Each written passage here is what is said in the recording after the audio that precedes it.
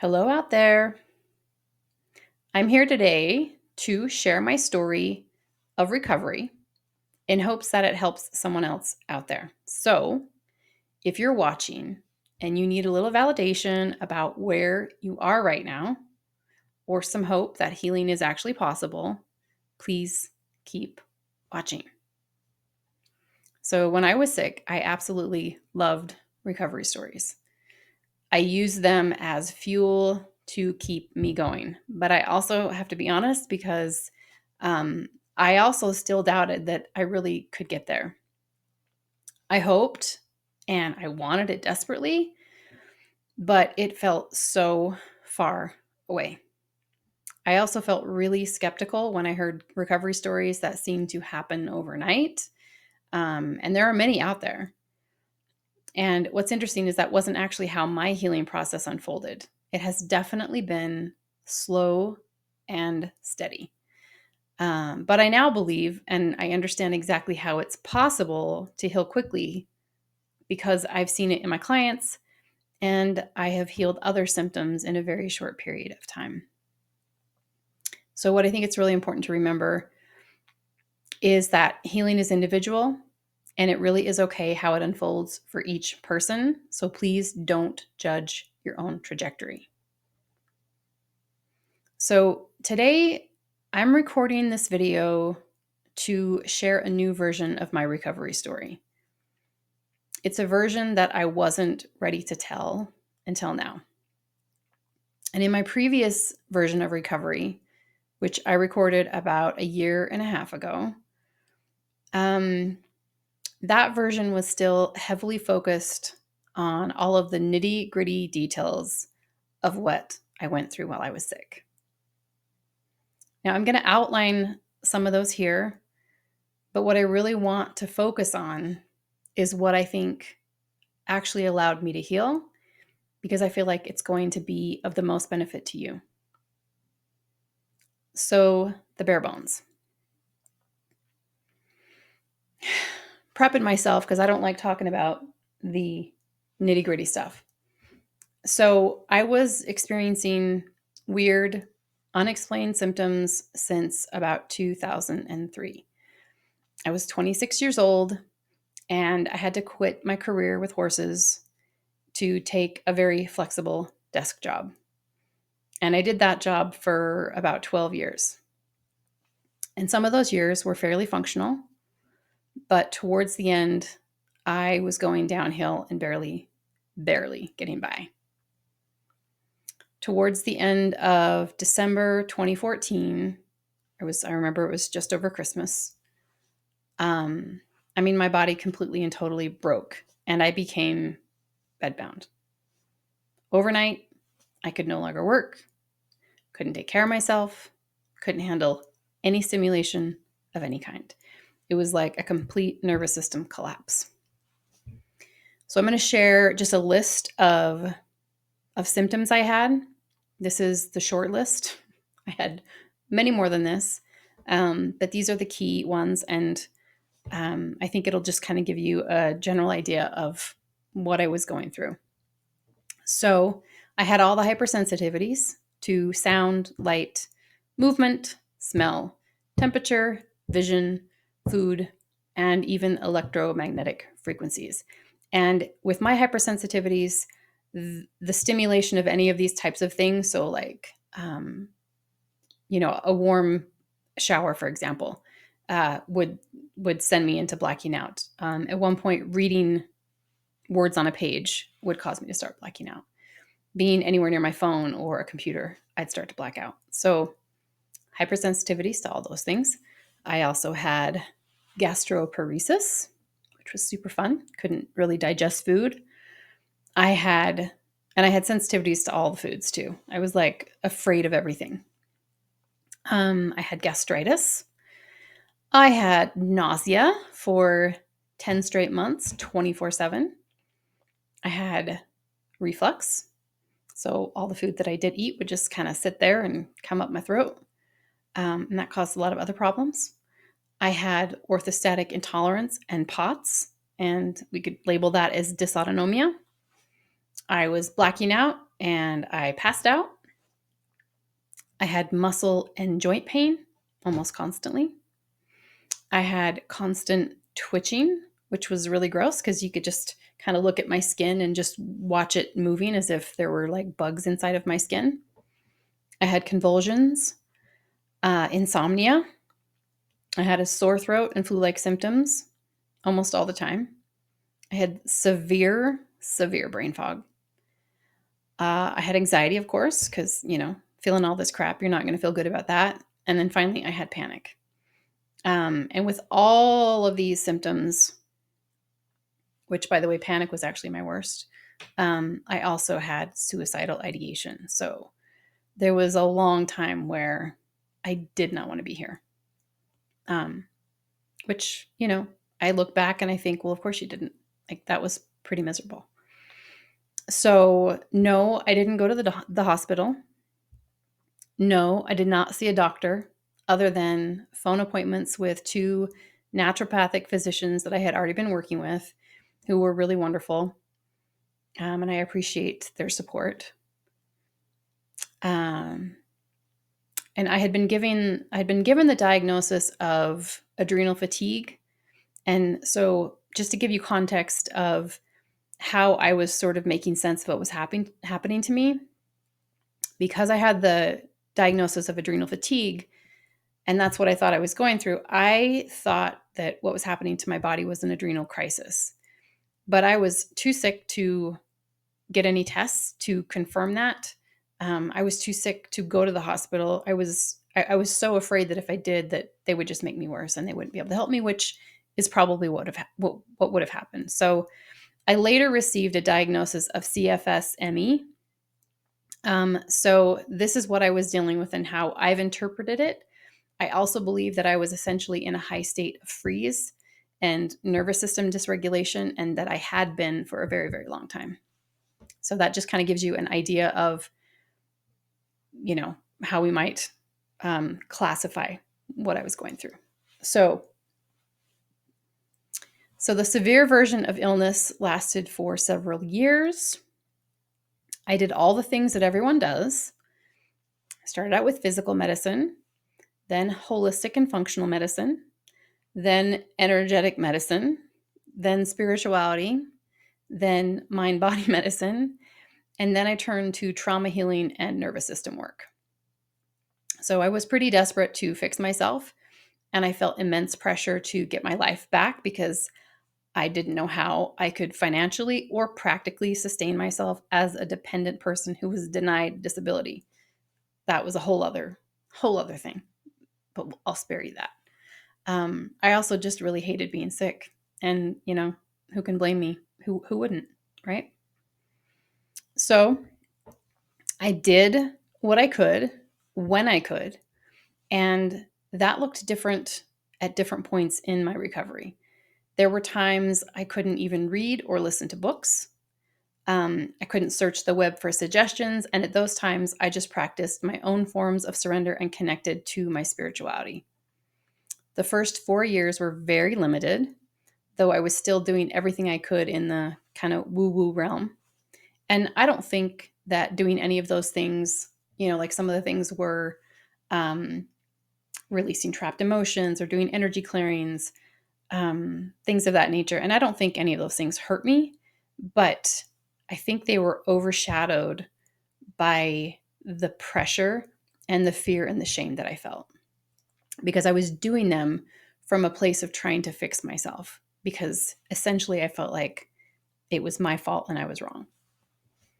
So how did I heal? This is the part that I really want to focus on. And I want to give you a list of the biggest things that I think ultimately helped, and then I will explain what they all have in common after I name them. So the first thing I did that I think actually made a dent in my healing was a cavitation surgery. And this was my first big opening. I had this done in January of 2019. It took 6 months to heal from the surgery, but I started gaining some capacity after that 6-month mark. And that's what they kind of told me would happen. I went downhill afterwards. And then by that 6-month mark, I started to see some gains and some stability happening. And if you don't know what a cavitation surgery is, this was a surgery to clean out a bone infection that was left behind after my wisdom teeth were removed in my early 20s. I had been harboring a lovely infection in my jaw for almost 2 decades that nobody could see. So I had no idea that I had this infection. And I was diagnosed with this by going to see a holistic dentist who did a CT scan on my entire head, basically. The next thing that was helpful, and that I kind of added to my healing program, was trauma healing, therapy, and psychoeducation. So this helped me to begin seeing all the unhealthy patterns that were contributing to my entire nervous system not feeling safe or protected.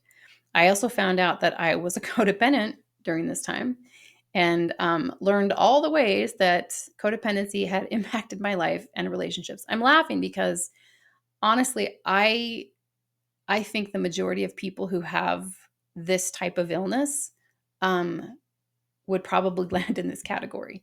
And I laugh also because I was so oblivious and I had no idea that this was affecting me.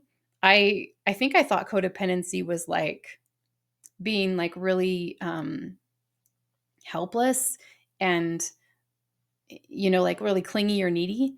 And I never saw myself that way because I wasn't that way. And so I never identified with that until I finally figured out what it actually was. So anyway, to all the codependents out there, hi. um, the next thing I did was nervous system regulation. So this taught me simple skills that I could use to begin sending cues of safety through my body to my brain. And I spent years just kind of delving into the concepts of the nervous system, learning different somatic tools, um, and learning its connection to trauma and all that kind of stuff. And so this was a process, and through all of that, I really learned a lot and developed some really really cool skills to start, bringing regulation to my body and understanding the whole foundation of how it worked. So I think it's a really really important aspect for everyone to know. Like understanding how your nervous system works, I think is beneficial to every human on the planet, but especially if you have chronic illness, it's a really really important understanding to have. So that was important. Another thing I did, which was another physical intervention, was upper cervical chiropractic. Now this is different than straight up chiropractic. It's a specialized form of chiropractic work, and they only address the first couple, like your upper cervical neck, basically. So this addressed an unknown physiological disturbance that was keeping my nervous system in high gear. I had quite a few physical accidents in my life that probably resulted in cervical instability. Horse accidents, getting thrown headfirst into a wall. But what's kind of interesting is 2 weeks before the big collapse, like when my whole body just like, fractured is what I like to say, I was rear-ended at low speed and I had some moderate whiplash. And I'm pretty sure I had a concussion, but I didn't know it. But because there was no damage to my car, I blew it off as no big deal. I just thought like, well, that couldn't have injured me. If it didn't injure my car, how could I be injured? And I remember my mom telling me like, "Oh, I think this is connected," and I thought she was nuts, because I had some chiropractic adjustments, and that was that. So anyway, now looking back, I am pretty sure that was actually a very very big deal, and my mom, sorry mom, had a lot of insight there. So the next big thing for me, this really was really really big for me, was facing the panic. So my worst symptom through all of this, I mean, I had a lot of really bad symptoms, but the worst symptom was panic. I had resolved panic when I was a kid, figured out how to kind of move through it then, and it kind of stayed away until my 30s. But I could not make it budge as an adult. The panic that kind of came into my life in my late 30s was a lot more complex. And I became preoccupied with trying to avoid it, trying to control it, and essentially trying to survive it. And it wasn't until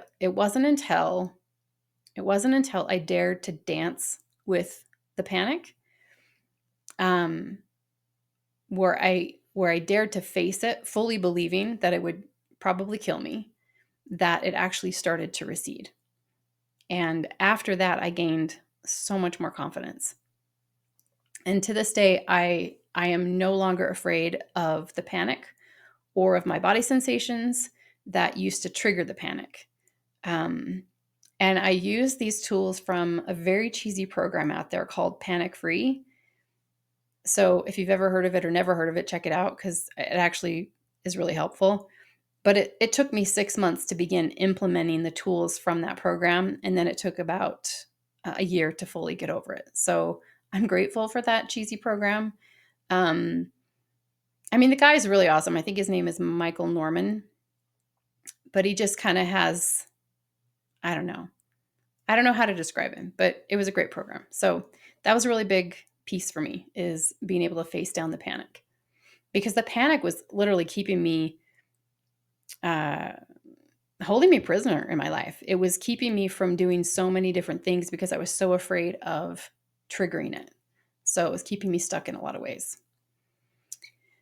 The next thing that was really helpful for me was pain reprocessing therapy. So this helped me to put all the pieces of the brain and body connection together. And I used it to almost instantaneously resolve severe shoulder pain and headaches. I think PRT is the bomb. And I like it so much that I became certified in it. And I wish somebody had explained that brain piece to me in the way that Alan Gordon explains it years ago, because I think I had heard about the brain, and I had heard about, like, what's it called? Brain retraining, but it never landed with me. And I always felt so much blame and shame. And so I couldn't be open to it. And when I read Alan Gordon's book called The Way Out, if you haven't read it, go get it.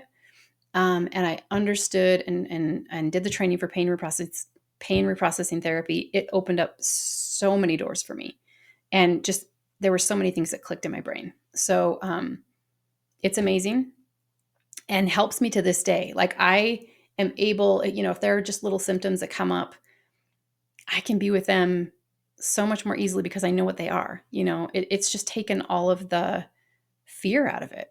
So pain reprocessing therapy is awesome. And then the final thing that I think is really supported and added to my healing is something called the Safe and Sound Protocol. And the Safe and Sound Protocol is a passive listening system designed by Dr. Stephen Porges, who developed the polyvagal theory. And um, it's a really gentle, easy thing to do. And it was interesting because it brought another level of stabilization to my nervous system, and it also brought more upper cervical stability. So I was super surprised by that. So, although it makes a lot of sense to me now, because if anyone has ever looked into Stanley Rosenberg's work on the vagus nerve, there is a correlation between ventral vagal states and your upper cervical stability or alignment. And so doing the Safe and Sound Protocol helps your body find states of safety and helps it find the ventral vagal state. And so I think that really kind of helped stabilize my neck. So I'd been seeing my chiropractor for 2 years, and he was the best. Like, that, doing that work was really, really great for me. But I'd still come out of alignment every 3 weeks, and it was driving me crazy. So, like, I would routinely call my chiropractor, like, urgently, needing an appointment that day so he could fix my neck. And it worked. Every time he would put my neck back, I'd feel better. But it was costing me like $1,000 per year. So after I completed the SSP, I started holding I didn't start holding my adjustments. I just held my adjustments. And it's been over 8 months now, and I still haven't had to get an adjustment, which is just wild to me. And it was just like that. Um, so the SSP is awesome. And I'm also an SSP Safe and Sound protocol provider, and I offer SSP groups because of my experience. So that was another thing that was really helpful for me. And to answer the question of, I said I would tell you what all these things have in common. And they all ultimately took pressure off my nervous system and allowed it to dial down and to regain its ability to regulate. And, I had so many different stressors in my life. I had physical stress from the cavitations, from those infections in my jaw, and from the cervical instability. I had emotional stress from trauma, from unhealthy patterns, unhealthy relationships, and unhelpful coping strategies. And I had mental stress from fear of my body sensations and symptoms.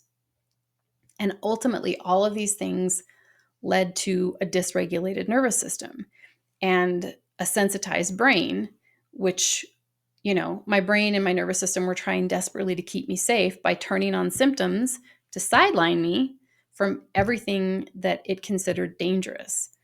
And I have to give my brain and nervous system a lot of credit for trying so hard to protect me. When I look at that, I see, that's love, man.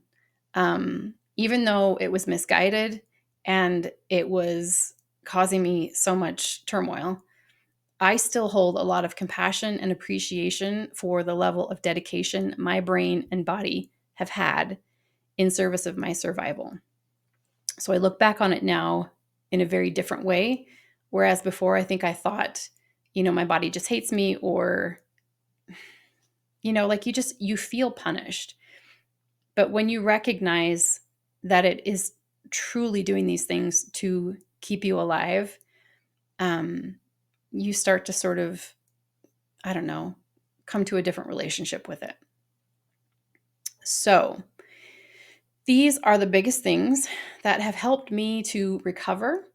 And it's taken me years to unwind my nervous system and bring some containment and leadership to my brain. And you know what? That's okay. If you've been struggling for years and you've been trying to heal for years, that's okay too. I don't regret any of my experience. I don't stay focused on what I missed out on or what I didn't get to experience, which there are a lot of things. I stay focused on today and trying to connect with new goals and a new life. And I feel more centered in myself today than I ever have. And I say that while also acknowledging that my life is far from perfect and I am still not where I ideally want to be. But I've been able to slow down, take in the journey, and recognize that it's not the destination. And I mean that. I know that's cheesy and it sounds, I don't know, kind of hokey, but it really is true. So I'm really proud of myself for how far I've come, for the resilience I've gained, and for all the small steps that I said yes to along the way. And I plan on saying yes to many more small steps, and we will see how far I go. So I hope you've found some benefit in hearing my story. I really, really do believe in recovery and healing. That's why I'm a coach. And I know it's possible and available to you.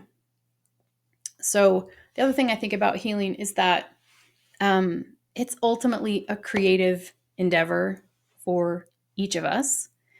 And if we can stay curious, if we can cultivate compassion within ourselves and tap into our innate creativity, we will be led to each new step. And remember that it's one step at a time. That's all you have to focus on. All right. I'm wishing you all a kind and gentle day. and I hope to see you in my next video.